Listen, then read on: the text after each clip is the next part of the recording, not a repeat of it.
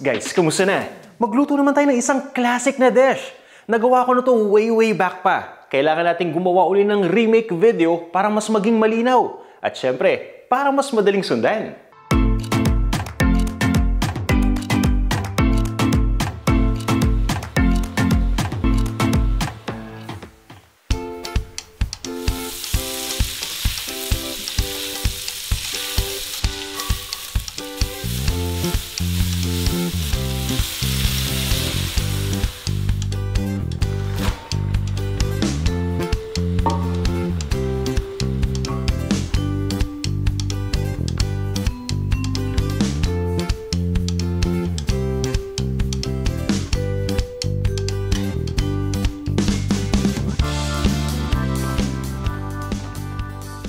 Ganitong luto naman ang gawin natin sa sitaw. Simple na, madali pang lutuin, masarap at siguradong mapaparami na naman ang kain mo. Kaya ito yung mga ingredients na gagamitin natin para sa ating recipe.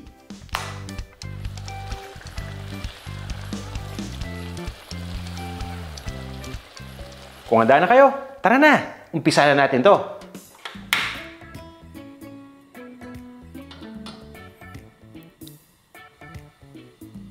I-sear muna natin itong pork.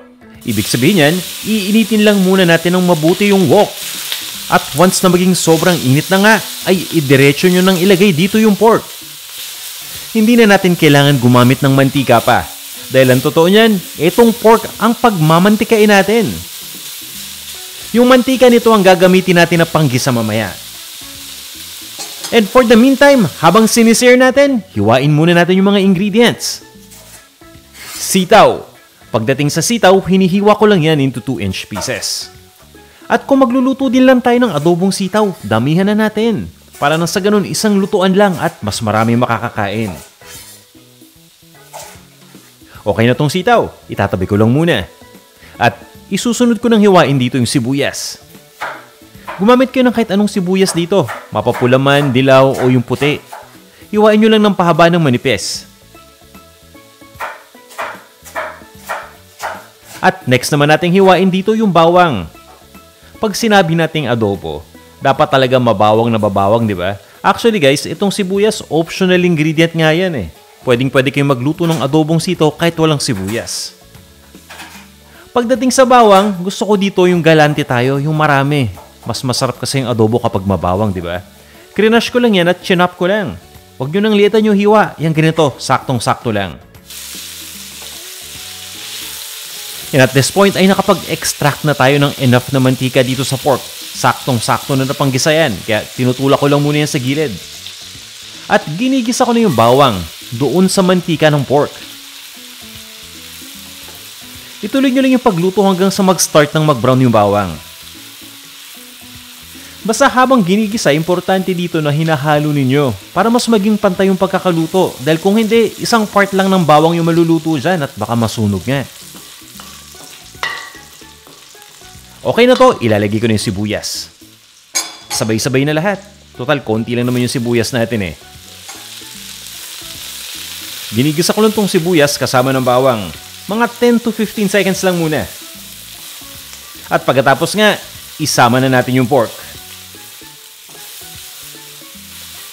Pagkatapos ay itinutuloy ko lang yung pag-isa ng mga 1 hanggang 1.5 minuto. Kumbaga, sinasangkot sana natin to. Pwede nyo pang tagalan pa ha. Basta importante, halu-haluin nyo lang mabuti. Para nang sa ganun, hindi nasusunog yung nasa ilalim na part. At once na okay na nga to, ibig sabihin malambot na yung sibuyas, ilagay na natin dito yung toyo. Makikita niyo yung kompletong listahan ng mga ingredients sa description ng video ha. Para talagang eksakto lang yung magamit natin. Nilalagay ko na rin dito yung suka. Pwede kayong gumamit dito ng sukang puti or ng cane vinegar. Para sa video na to, ang ginamit ko cane vinegar kaya medyo madilaw-dilaw yung kulay. Pabayaan nyo muna na kumulo ng mabuti yung mixture ha, bago ninyo haluin. At itinutuloy ko yung pagluto dito ng mga 1 minute pa. Ang bango na. O ngayon, maglalagay lang ako ng tubig. Kailangan pa kasing pakuluan itong pork hanggang sa lumambot ng tuluyan bago natin ilagay yung sitaw. Mabuti na yun na sigurado tayo. Kaya naman, pagkakulo ng pork, takpan nyo lang. At i-adjust na lang yung heat ng ating lutuan to a simmer. Ibig sabihin yung pinakamahinang apoy. Ituloy lang natin ang pagpapakulo hanggang sa lumambot na nga yung pork. So mapapansin niyo, halos matutuyo na yung tubig dyan. At kung natuyungan ng tuluyan, feel free to add more water hanggang kinakailangan pa. Ibig sabihin hanggang sa maging sobrang lambot na ng pork. And at this point, okay na tong pork natin. Malambot na yan. Pero magdadagdag pa rin ako dito ng tubig. Kasi nga, kailangan naman nating lutuin pa yung sitaw, di ba? Papabayaan ko lang na kumulo ito at ilalagay ko na nga yung sitaw. I-increase nyo na yung heat ninyo to the highest setting para mas mabilis na kumulo. At kunin nyo na yung sitaw dahil yan yung ilalagay natin next. So ito na yung sitaw na hiniwa natin kanina. Make sure na yung sitaw na hugasan mabuti bago ninyo lutuin. At i-toss nyo lang yan. Dahan-dahang pagluto lang ang kailangan natin dito. So pag sinabi nating adobong sitaw, depende sa preference nyo yan, ano? Definitely dapat yung sitaw lumambot. Pero yung iba kasi gusto yung medyo may crunch pa sa sitaw. Yung iba naman gusto yung sobrang lambot na sitaw. So pagdating dyan, ang sasabihin ko lang sa inyo yung bahala kayo sa kagustuhan ninyo. Kumbaga preference ninyo yung masusunod. Kung ako tatanungin ninyo, ayaw ko nung sobrang lambot. Yung tipong parang madudurog na, gusto ko yung tipong may konting crisp pa yung sitaw. At yung medyo green pa ng konti, syempre, di ba? So yan, kaya naman niluluto ko lang yan hanggang sa ma-achieve ko yung gusto kong texture. Tapos, tinitimplahan ko na nga yan. Naglagay lang ako ng asukal dyan, pampabalance na ng flavor. Hindi naman yan tatamis masyado eh, sakto lang yan. At tinimplahan ko rin yan ng asin at ng paminta. Pagdating sa paminta, ay suggest na damihan ninyo.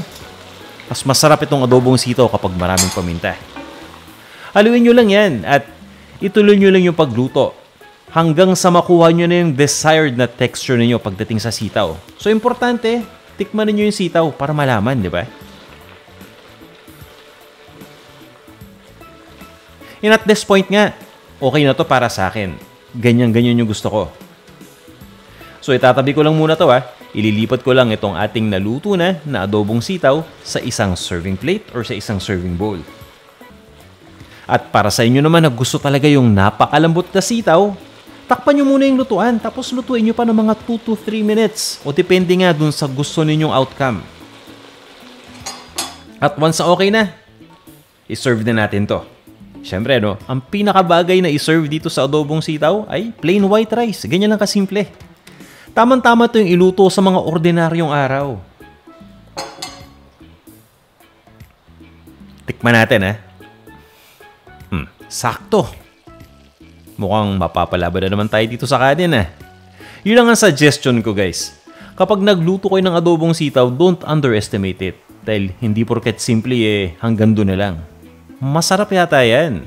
Kaya pagdating sa kanin, bahala na kayo mag-control sa sarili nyo, Oh, eto na. Yung ating adobong sitaw. Guys, curious lang ako. Ganito din ba kayo magluto ng adobong sitaw dyan sa lugar ninyo? Kung hindi, pwede bang malaman kung paano ninyo niluluto at kung ano-ano pa yung mga sangkap na nilalagay ninyo? Naintindihan ko naman na iba't iba tayo ng pamamaraan ng pagluto, di ba? Baka naman pwedeng mag-share din kayo ng kaalaman nyo. Pa-comment, Tara, tikman na natin. Wow. Itsura pa lang. Ang sarap na tingnan.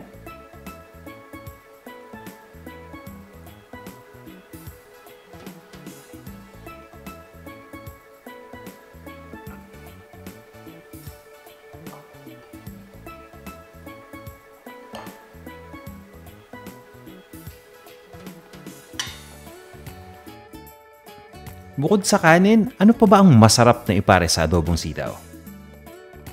Meron ba kayong mga suggestion dyan? Maraming salamat sa inyong lahat sa pagnood ng video na to at sa lagi ninyong pagsuporta sa Panlasang Pinoy. Tara, kain tayo!